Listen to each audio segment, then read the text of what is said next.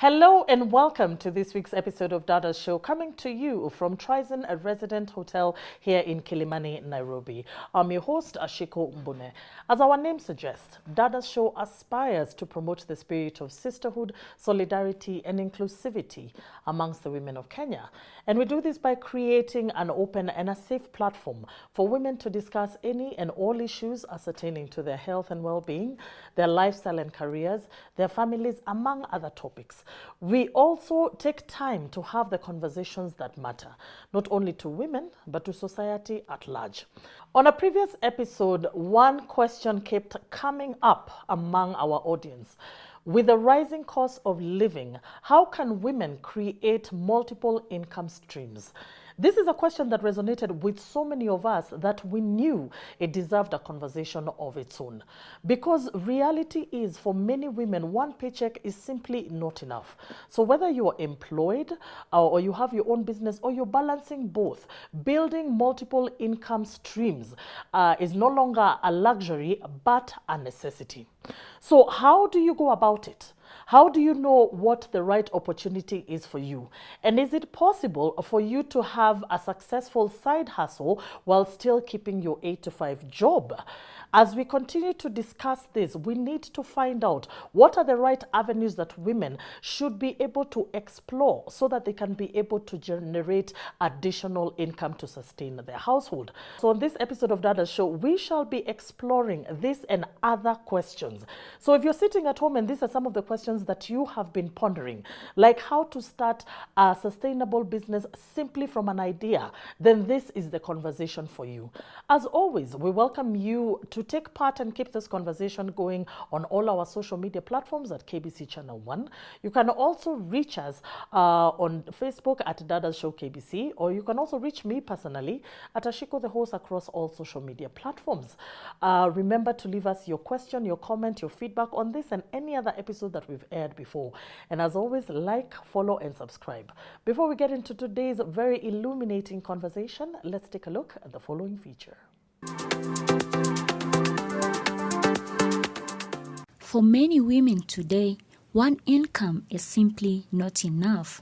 As the cost of food, housing, transport, education and healthcare continues to rise, families are feeling the pressure to stretch every shilling further than ever before. Across Kenya, more women are looking beyond the traditional 8-to-5 job, exploring side hustles, small businesses, investments, and digital opportunities, not just to survive, but to build financial security and create a better future. A second income doesn't always begin with a large investment. Sometimes it starts with a skill: baking from home, tailoring, farming, content creation, online freelancing, beauty services, or selling products through social media have all become practical ways of earning extra income. Technology has also opened new doors.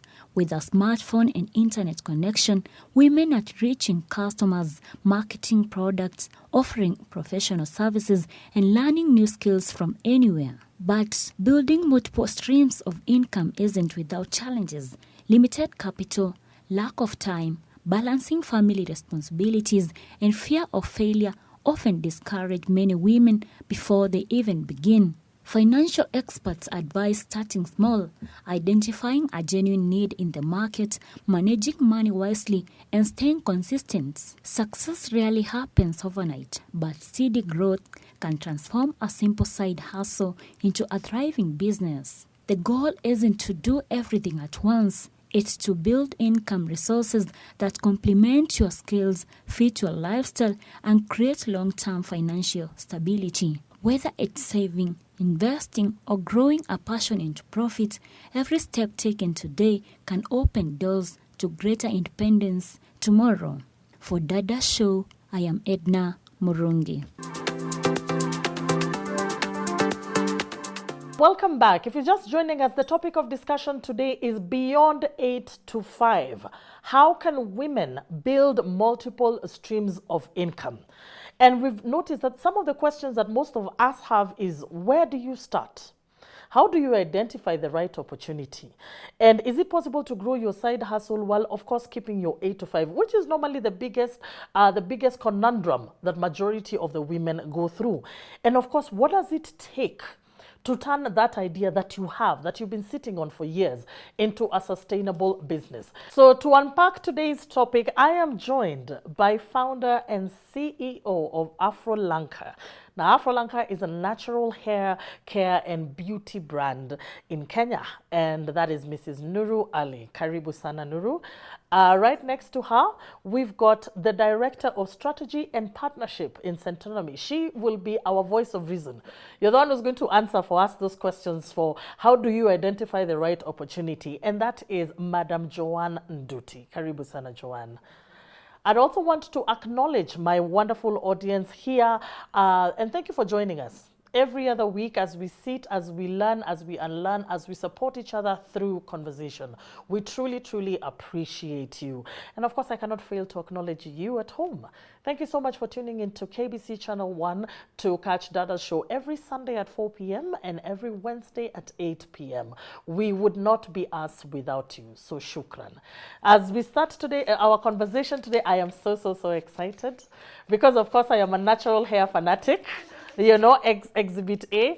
So I'm very curious as to how somebody can be able to turn that into a sustainable and successful business. You have awards, huh? Yes. Yeah, but before we jump that, I'm jumping the gun. Let's go back to the beginning. So take us back to the beginning, Nuru. What led to the start of Afro Lanka? And what was happening in your life at the time?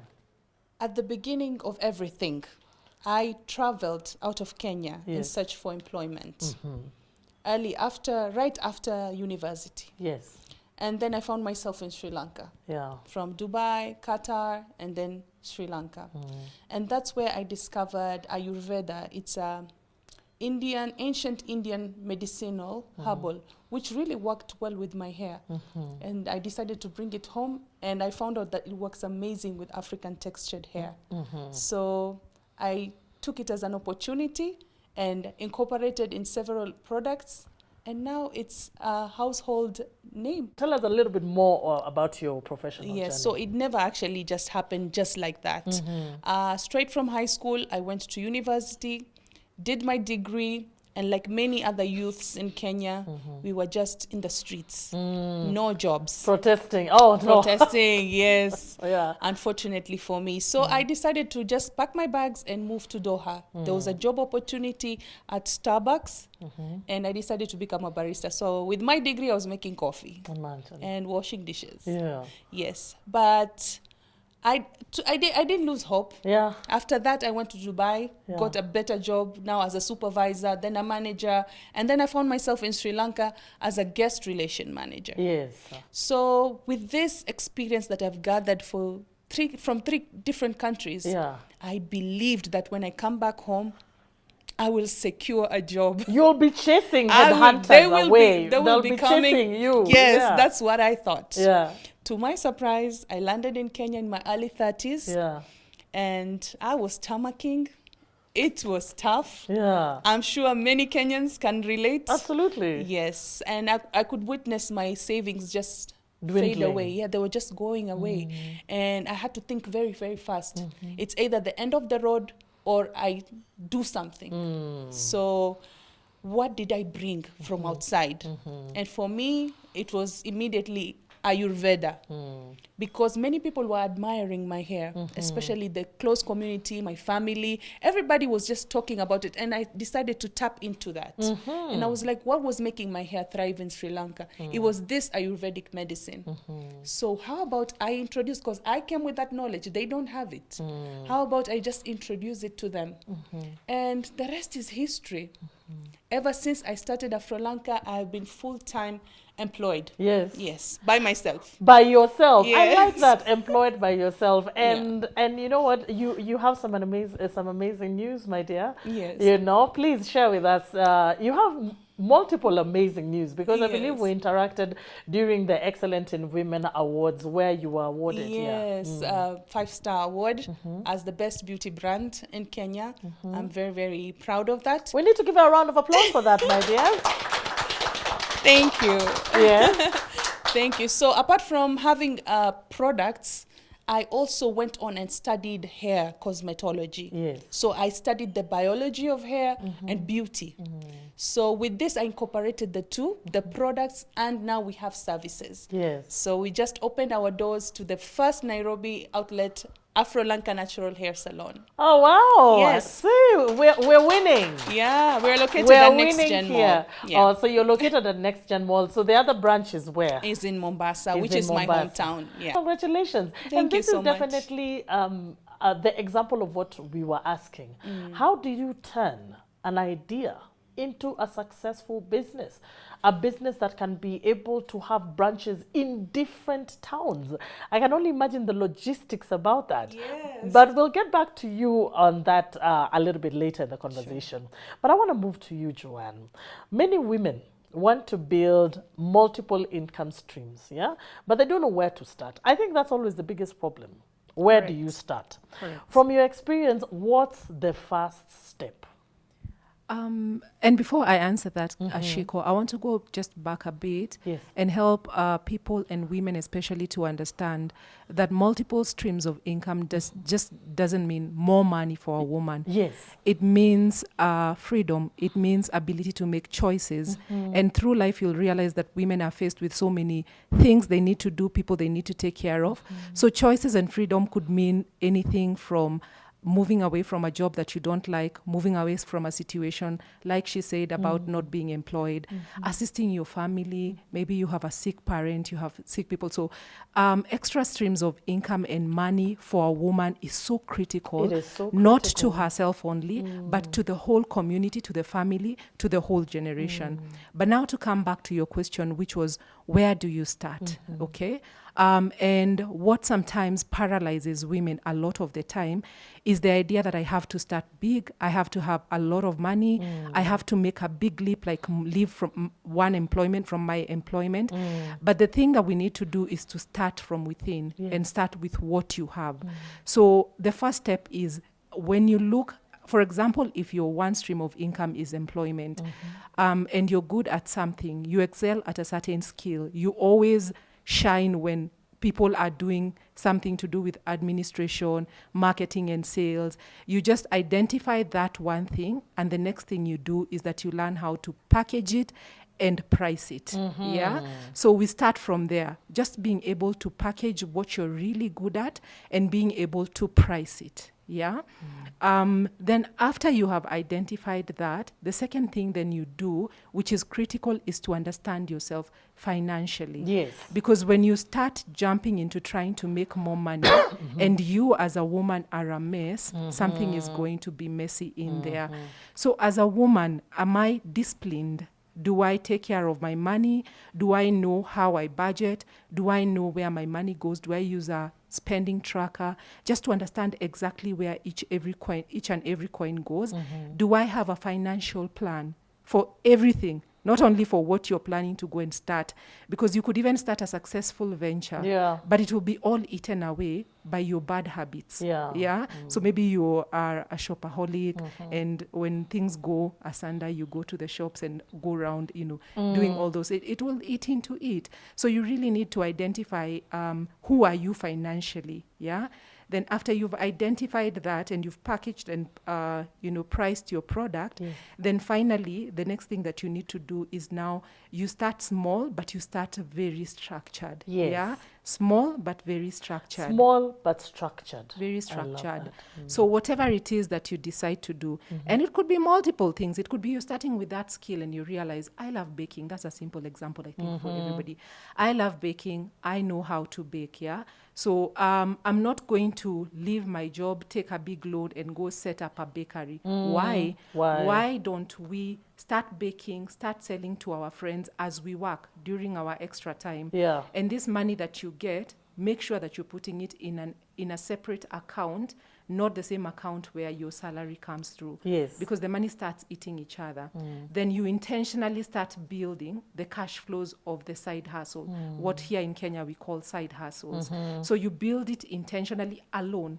And what this does is that it helps you to see, okay, so actually this business, even without my salary, is going to this level. Yeah. But you need structures, because Yeah. if you can't do structures when you have your income, which is giving you security, can you imagine what's going to happen When you don't you have fully it? jump in and go to business? It could be really a big mess. Yeah. So I think with those 3 points, it's a safe start point for someone considering to start doing multiple streams of income. Wow. Thank you so much, Joanne. I hope we were taking notes. I hope we've been taking notes, even you at home. So I'm going to come back to you, Nuru. There's something you've said that has resonated with me. You've said at one point you decided to hire yourself. What inspired that decision, and how did it change the course of your life? Because you could have simply just waited for a job or gone to work with a relative. Yeah. That's a good question, because instead of waiting for a seat at someone else's table, I decided to make my own table. Basically, that's what I did. And the motivation was the depleting savings. Yeah. That was lighting There's a nothing fire. that forces you to act, like noticing that you're running out of money. Yes, Yeah. yes, and I had to think very, very fast. So I believe, as she said, women need to start where they can with what they have. You need to identify what you bring, the gap that you can fill, and what people come to you for. Just notice that people always come to me for this specific thing, and you can tap into it. And also, while you're also doing your 9 to 5s, during your free time, your weekends, make sure you're using them wisely into this, and try to also invest in like knowledge and towards that specific thing that we are going to invest in. Make sure you spend time learning and polishing that skill very, very well, even if it means taking a short course, going for, what are they called? Master classes.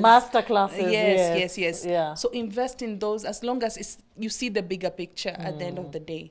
Make use of your free time. Wow. Yeah. One question resonates with very many people. Is it possible to build a successful side hustle while still keeping your 8 to 5? And what should women actually consider before taking the leap? So let's start from, is it even possible? Yes, it's very, very possible. It's actually encouraged. And before I get into the content, I even want to just take an example.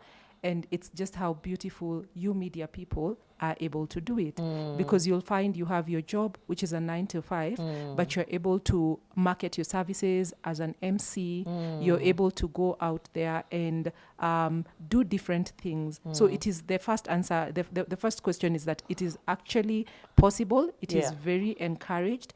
And it is amazing how many sustainable and successful businesses have come from women who first worked a bit on that business before taking the leap. Before taking the leap from employment, absolutely. From a corporate, from corporate. or from whatever it is that you're doing that was your 9 to 5. Yeah, so it is possible. Yes. Yeah, okay. So what about some of what naysayers may say because we can't, well, I know that we are professional multitaskers. That's a fact.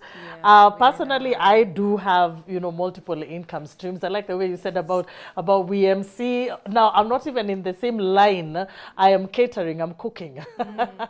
So I do know that it is possible to be able to do that. However, with how things are lined up with corporate Kenya, it's not even an 8 to 5 anymore. I think nowadays it's like an 8 to 10 p.m. because you still have to keep on pushing. Yes. When do you know that it's time for you to jump ship? Some of the things that you have to look at when you're thinking about jumping the ship is... And what should you consider? And the things to consider, actually, yes. So number one is to be very honest about the resources that you have, especially when it comes to time. It is very easy to think that I only need 2 hours after work to go and do that baking or go and set up that financial plan for the person who needs my cake over the weekend. But it is over and above that. You'll realize once you've already jumped ship that a lot of emotions are needed from you as a person when you're running this side hustle. And if you're not careful with setting the boundaries, it only not ends up affecting your work, which is your 8 to 5, which is still important. Which is Remember, still very crucial, yes. at You're some getting point, money yes. from there. And at some point is probably what is sustaining you. And we women juggle multiple balls. You have children, you have dreams. So you're serving all of them with this 8 to 5. So it cannot be messed up with. It cannot. Then you're messing up with your wholesomeness as a woman, your mental space, exhaustion, fatigue. So if you're not careful that you still have time to be sane, it will mess up with you. Then eventually what you're even trying to create will also be messed up with if you're not careful to make sure that you've separated them. So it's being very honest about what time do I actually have and does it serve these two balls. The second thing that you actually have to consider when you're thinking about jumping ship is doing the math for it, because most of these ventures don't fail because they were bad ideas. Yes. They fail because the math was never done. There's something about seeing the numbers that works miracles. So numbers don't lie anywhere. Sit down, do the actual figures so that you are not getting halfway through your idea and you're starting to dip into your salary. So you're eating your job, you're eating your energy, and you're growing this thing that doesn't make sense because you hadn't thought through it, you hadn't done the numbers well, yeah? And finally, it is not starting out without having proper structures for it, because the idea would be, I want to start it, but what is the actual goal for this? You have to identify the goal for it. Is it so that by the time I'm 10 years in, I completely exit my 8 to 5? Yes. For some women, that's the dream. That's I don't the want to dream. work over 50. Yeah. So when I hit 50, this thing should be able to support me and give me an income. For others, it is that I don't want to leave my job. I mean, I went to school and I trained for a whole 7 years to be a lawyer. I don't want to leave my job. Yeah. I'm doing this simply because I need an extra stream of income. Yeah. If you know that, then you will be careful to make sure that you're only running that consultancy up to the point where someone else can come in And and take now over. head it, and you continue doing what you love and what your passion is.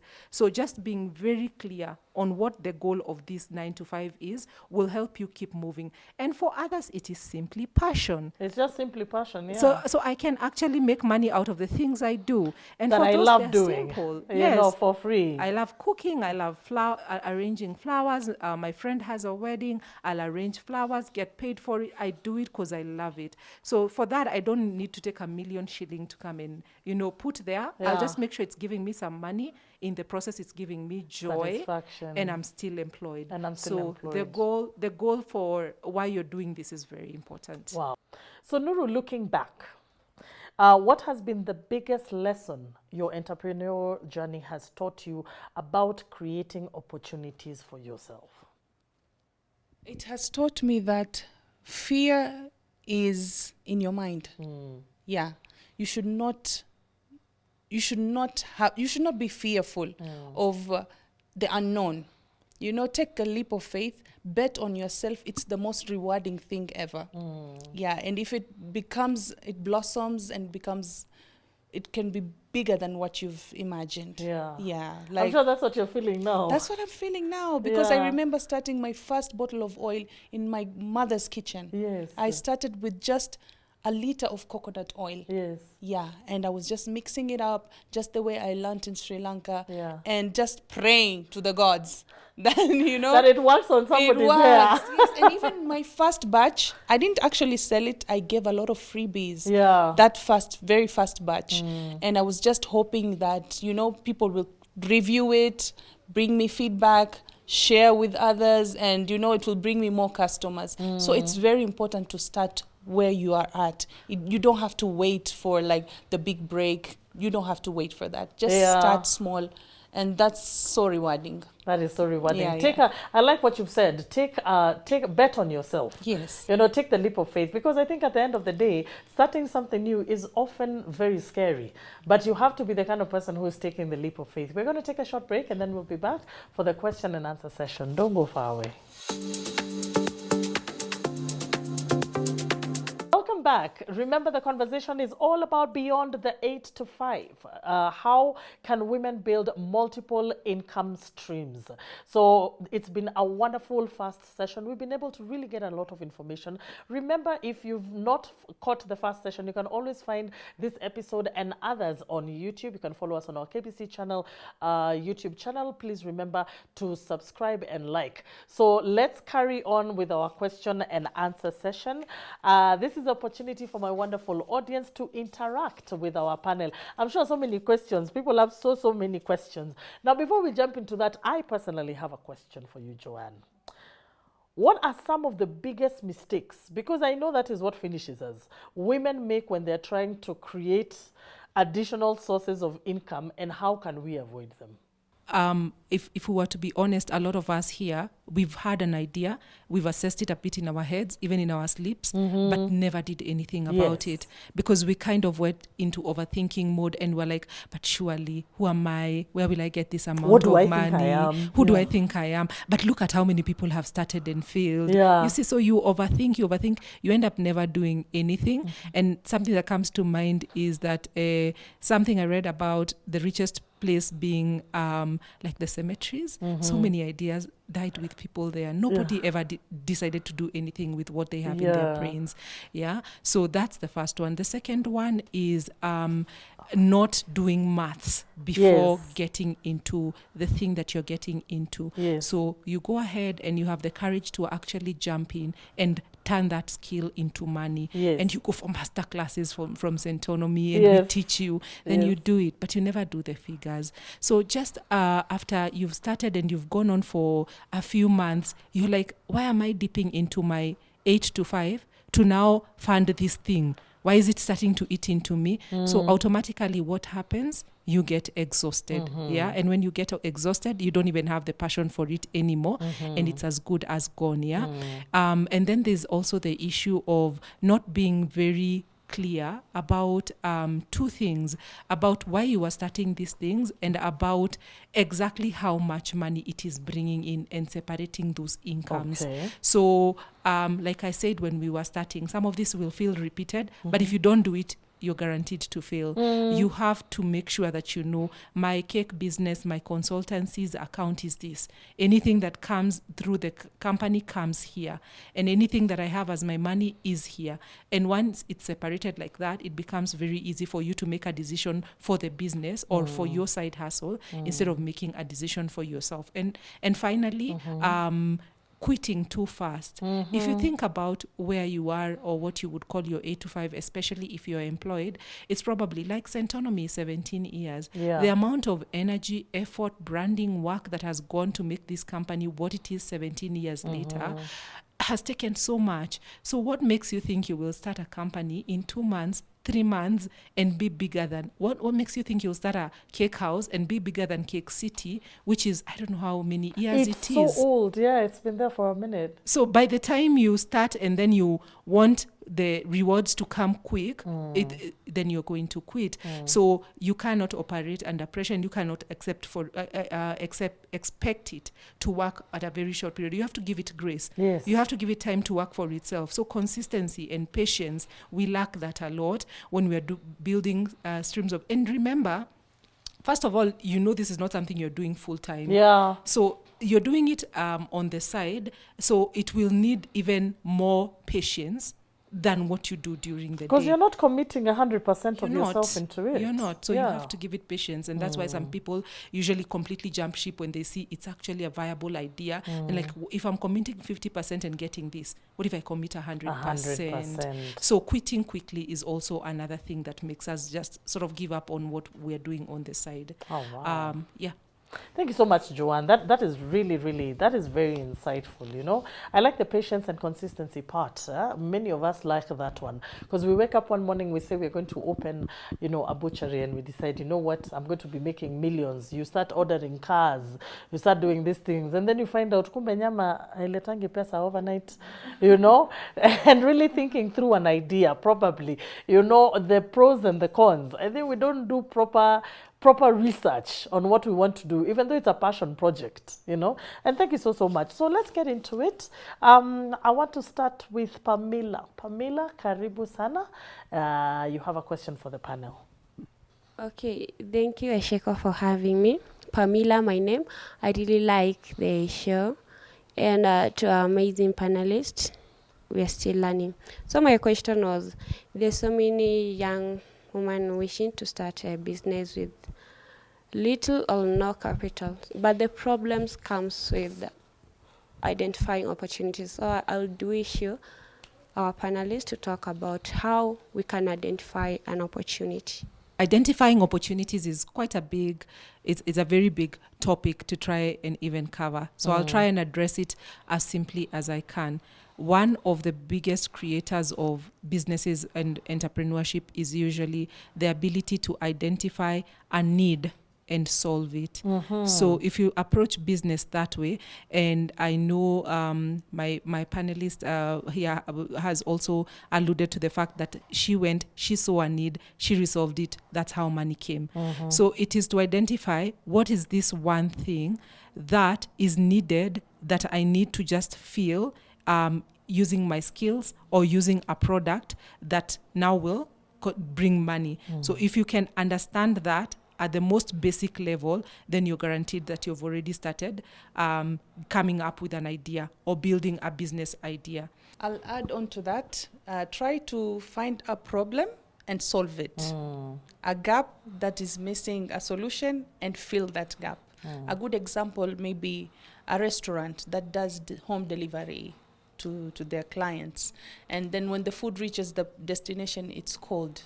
You as a person there, you can try to bring in probably a product that is like thermal or containers that you could supply that hotel with that, and that could solve that particular problem. You have created a job opportunity for yourself and a side income. So it's just about identifying the problem and coming up with a solution. And as I said earlier, also see what people come to you for.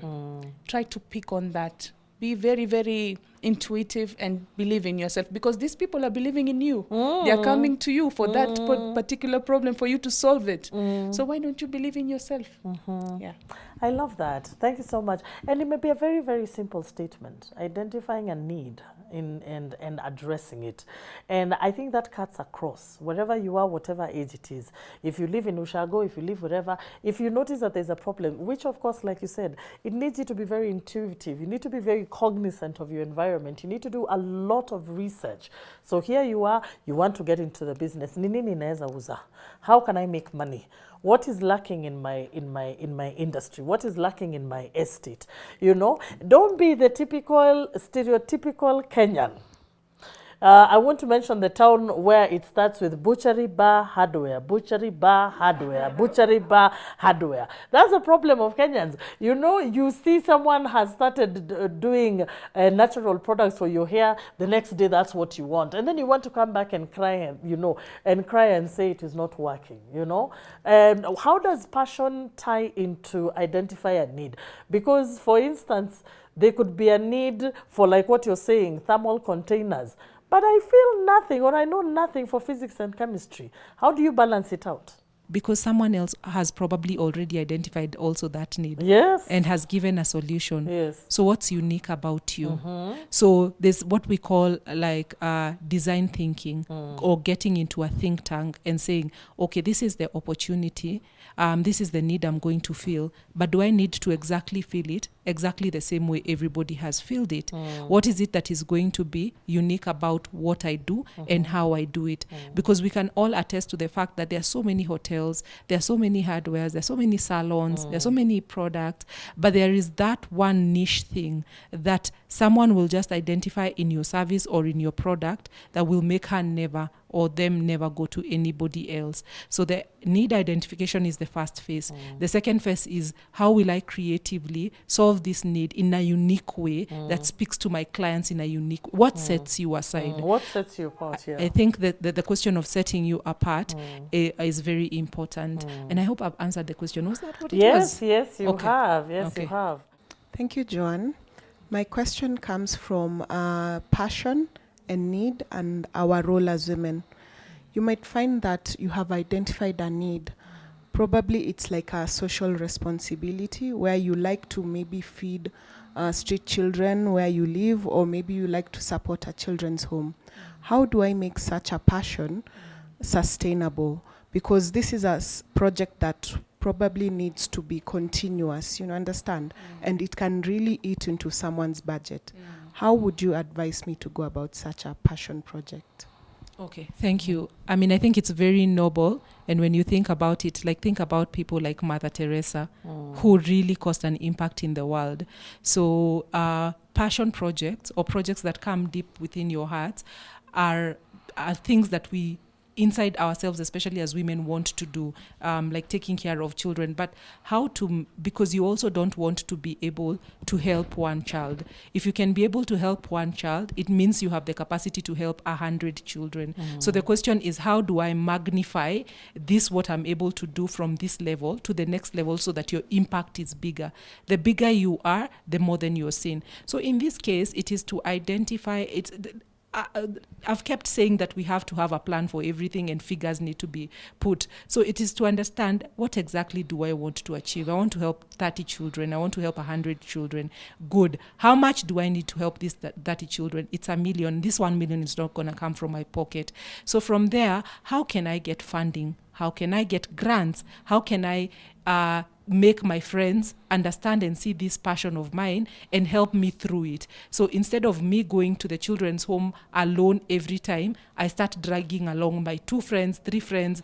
Then slowly we start asking guys or corporates, do you guys have a CSR? Do you guys have some money that you set aside to support people? Then before you know it, you have one person investing in that. And then slowly you have people who are actually funding the project and giving you grants. What this helps you to do is that now your impact will be magnified tenfold. Like instead, you can have a whole children's home that you're now running alone or that you're running with partners, and you're able to now see your passion become a dream. And in most cases, it has even been able now to pay you. You could completely live off it. But again, it comes down to the goal. What was the goal? Who's gonna fund it? What resources is it taking? And what impact is it causing in the society? So we are going to move from Tracy to Sharon. Sharon, karibu sana. Thank you, Ashiko, for having us today. My name is Sharon Nyanduko. I would like to ask our panel that goes to Nuru, how have the skills and experience you've gained helped you build your company? Thank you. That's a wonderful question. For anyone who's doing 9 to 5, I believe this is a good foundation for any entrepreneur. Before you jump and become an entrepreneur, I believe the discipline is where 9 to 5 is. Once you know how to take instructions from a superior, a manager, supervisor, once you know how to keep time, once you know professionalism, you will be able to bring these then back to your own entrepreneurship journey. And these will become like the foundation of your business. I believe that even if I came from abroad with all my experiences, it didn't go to waste. I have used them in my business, in leadership, professionalism, keeping time, planning, team building, and all this have really helped me in building my company, Afrolanka. These are the most valuable things that you could bring from your 9 to 5 into your own business. Kwa sababu mi wanasemaga, unaona ile bosi wako ukimfanyia kazi, si unamwogopa? Kuna venye una keep deadlines. Kuna venye you are always constantly trying to be perfect. Do that with your own ka small business. When you're starting your small business, try to bring that deadline, keeping the time schedules, the everything, vile ulivyolearn, unavyofanya kazini, kambe unafanyia boss, unajifanyia tu mwenyewe. Though nobody's gonna clap for you at the beginning, but it's going to pay off in the long run. Yeah. Actually, the satisfaction of seeing something come together, you know, is so well worth it. I think for the longest time in employment, you used to think you get satisfied when you see your paycheck. You have not seen satisfaction until you make your first so money. Rewarding. I think my first money I made in catering was about 1,000. Tulikunywa yote nini. Si pombe, juice. We blew it all, that 1,000 bob profit, but I can tell you the satisfaction was mind-blowing. It was immense, and it keeps you grounded, but it keeps you waking up the next day. Let's take our final question of the session. My name is Agnes. I have a question for panelist Joanne. How can you turn your salary, or rather your income, into a long-term wealth? Okay. Thank you. That's a very good question. I'll start by defining wealth as we do it at Centonomy. We usually say wealth, you can say you're wealthy the day that you're able to live the lifestyle that you desire without having to work. So you're asleep, but money is coming in. This is possible how? If you have created assets or you have created streams of income that are not dependent on you. Those are the only two ways. And that's the only time you can say that you are wealthy. So to answer your question, there is so much importance in, even though you are working 8 to 5, or you have something keeping you tied up 8 to 5, these other streams of income that you're creating and these other assets that you're bringing in are what are eventually going to help you retire. Or they are actually the things that are going to help you to rest. So how do you do this? It is consistently and actively paying a lot of attention on this, what we call side hustles. A lot of attention, right? And it is also consistently building assets as you get your whatever the money that you're getting from 8 to 5. It's simple. It starts with financial discipline. Financial discipline is knowing that every time that I get a salary increment, if I started with 30, if I move to 40,000, doesn't mean I change where I live. Doesn't mean I change what I eat. It only means that I have an extra 10,000 that I can figure out how to put in my wealth creation bucket. The second thing is, how will I be able to now build up this 10,000 extra that I'm getting to get to the level where it can acquire assets that accelerate the wealth even quicker. So you can save up, start saving up this little 10,000 in spaces where 10,000 is agreeable. There are places where they won't take 10,000. But we have accounts, we have chamas. There you can just put your 10,000. The day it becomes 100,000, it enables you to buy treasury bills. It enables you to do bonds. It enables you to get into investments that have a higher return on investment. So you can get 9%, you can get 12%. The day you get into 250,000, you can buy property and sell it off. You can also now go to these people who are investing internationally and get 23% return. So the more you have, the more you're able to put in a pool that brings more. Now, by the time you're getting to the millions, you can be able to buy property, build rentals, and get income. So are we slowly building to the assets? Yeah. So the goal is should be very clear that we want to get to the point where we are not working, but money is coming in. But money is still coming in. Yes. Now so that's wealthy. That's wealth. Oh, wow. And what will help you do that? It's assets and it's business, Side entrepreneurship, hustles, side yeah. hustle. So I don't think that you will ever be employed and sleep and no money is coming in and you're not working. Trust you me, if you leave that job for one year, they will replace you, unfortunately, because they need you, they need your blood and energy. So the day you remove blood and energy and you still have income, you're doing well. That's what wealth is. Wow. Oh, thank you so much. That was really, really profound. I hope your question has been answered, Agnes.